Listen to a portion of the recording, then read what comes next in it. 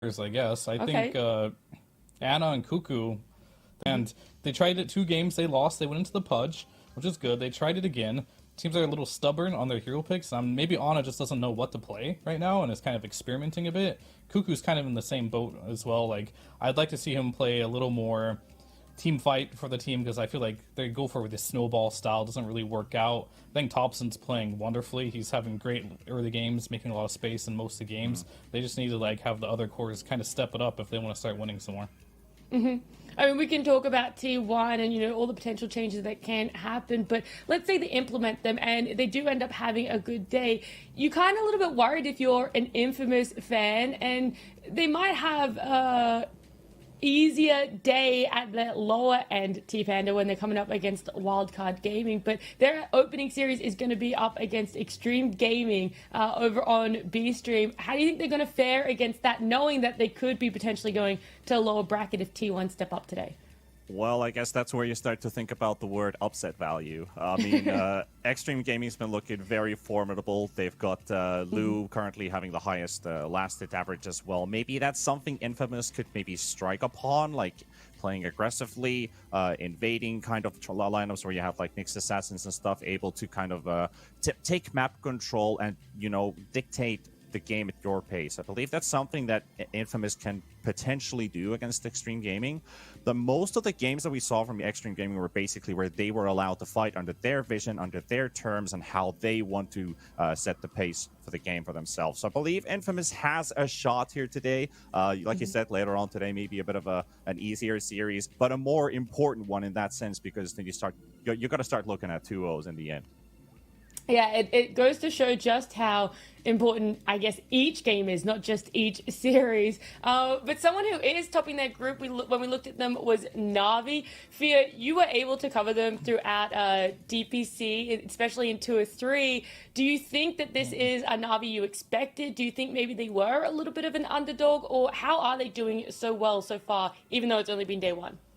I mean, it's been so long since DPC Season 3, but since then, like, Sweden Strong still seems to have the affinity towards like these position 4 strength melee. He was one of the first ones onto the Marcy. I remember doing the DPC and he was like, Marcy just came into captain's mode, right? And he was already platinum on the hero, right? Dota Floss. I was like, he just plays the hero a lot. And now we see him on like some Rickies, Sven.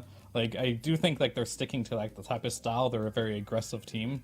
And as long as they get VTune's hero correct, which also needs to be a little more aggressive, because, if 4 of your teammates are playing really aggressive in the enemy base, you kind of need to bring 5. That's like the old OG, of the TI9, 10 versions of them, or 8 and 9, I'm sorry. They just play really aggressive, the carry would join them. But if you kind of do that with like 4 heroes and this type of patch, your 4 heroes are just going to feed a little bit and you're going to get a little behind. So as long as they keep playing aggressive as a team, I think Na'Vi just looks really good and they're really implementing that well right now. I'm excited to see how they shape up for day 2. But I know the game, our first series, which is Secret up against Polaris, is going to be ready very soon. So let's have a little bit of a chat about these guys too. I want to start with Polaris, and I'll go back to you as well, Fia, because we were able to cover them in SEA. Are you impressed with how well they're doing, considering they've had that roster change between 2 or 3 and the regional qualifiers? That's Polaris, right? Yeah. Yeah, unfortunately, I didn't catch a ton of their games yesterday. I saw, like, the tail end to them, so today I really want to keep an eye on them. But, like, there's so many games going on right now, it's, like, almost impossible to, like, watch all of them at the same time. But Polaris has kind of, like, flew under the radar for me, and today I'm definitely gonna keep a sharper eye on them. Yeah, I mean, for anyone that doesn't know the what words am I trying to say?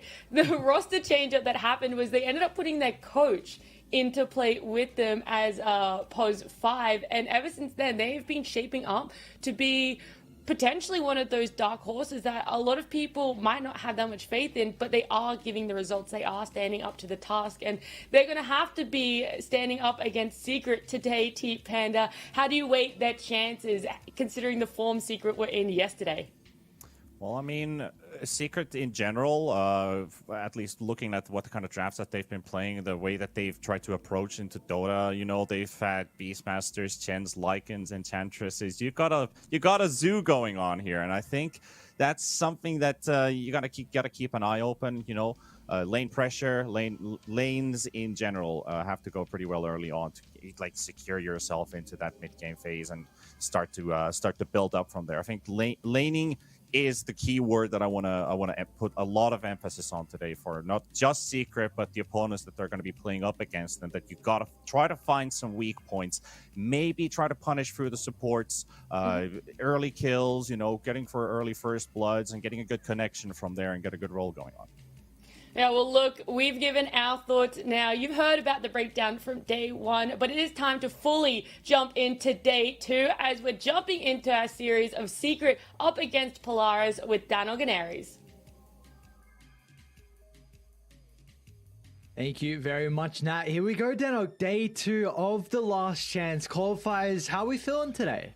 Feeling great, and I'm feeling even better. There's a little bit of bias there, but having a C team like Polaris doing a lot better than a lot of people expected does open a few eyes, but they've got a big challenge in this first series against Secret, one of those other teams that are currently sitting quite comfortably in that upper bracket range.